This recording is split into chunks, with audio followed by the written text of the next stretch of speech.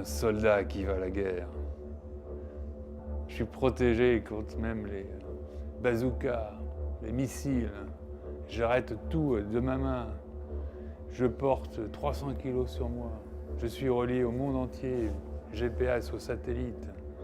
Je suis invulnérable. Les seules personnes qui pourraient me battre, ce seraient des robots encore plus augmentés que moi. J'avance vers le mi.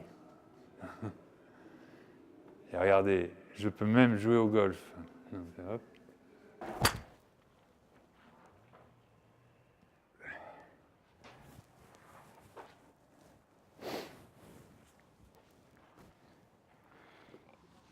J'ai commencé par faire des études d'ingénieur, à Toulouse d'ailleurs. Après ça, je suis parti au Canada faire un master. En Algérie, faire ma coopération militaire. Et ensuite, j'ai été embauché par l'armée française dans un labo un peu secret. C'est dans ce laboratoire d'ailleurs qu'on a conçu les premières fusées françaises.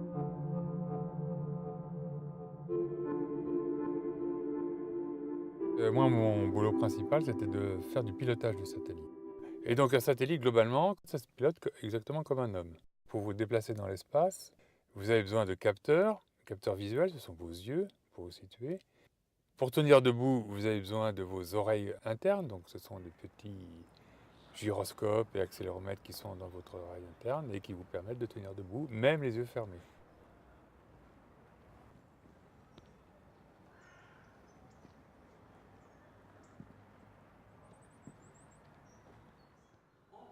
Alors, mon profil, augmentation du corps et pas seulement sa réparation. Ben voilà, très bien.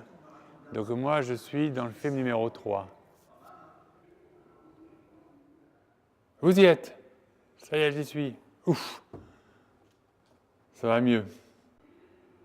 Que souhaitez-vous? Créer une maladie? Augmenter l'humain? Augmenter l'humain. Ouais, moi je suis pour. Supposez que vous ayez un enfant et qu'on détecte qu'il a une maladie génétique. C'est votre fils, qu'est-ce que vous faites? Ou votre fille? Qu'est-ce que vous faites? Vous le faites ou vous le faites pas? Vous le faites pas. Je l'aide au maximum, je suis là pour elle, mais je ne fais pas la modification génétique. C'est intéressant. C'est intéressant parce que vous êtes jeune.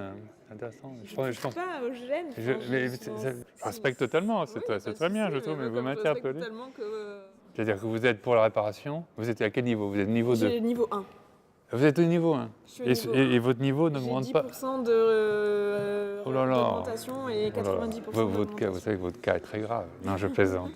Il n'y a pas de souci, chacun a ses droits en fait. Non, mais encore une fois, ce qui m'intéresse, c'est pas vous. Mais au fur et à mesure, vous passez pas du niveau 1 au niveau 2? Est-ce qu'il n'y a pas une évolution dans votre... De moins en moins en fait.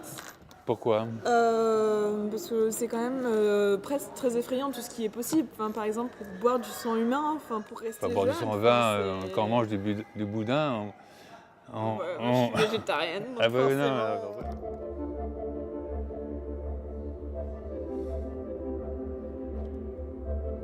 Allez, salut Roméo. Roméo, le premier robot capable de lire dans mes émotions. Il sait si je suis triste, si je suis gai, et il agit en conséquence. Il a été développé pour des maisons de retraite, et c'est un compagnon. Il paraît d'ailleurs que certaines personnes âgées ne peuvent plus s'en passer. Alors bien sûr, il n'est pas encore capable d'exprimer lui-même des émotions, mais ça viendra. Ce sera pour Roméo 2 ou Roméo 3. Et le jour où il pourra exprimer ses émotions, alors là, ce sera un compagnon inséparable.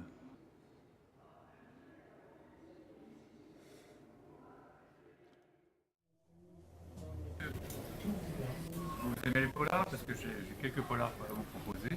Un qui se passe à Toulouse, un qui se passe sur le ski, sur le golf, etc. Oui. Et donc, écoutez, si vous voulez, découvrez la 4e page de celui-là. D'accord. Il s'appelle Même les mémés la castagne. Il se passe à Toulouse, dans la rue de Toulouse. À offrir à votre ami. Ah oui, pourquoi pas.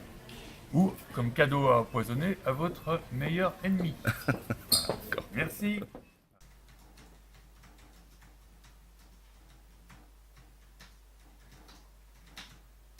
Je m'emmerderai certainement.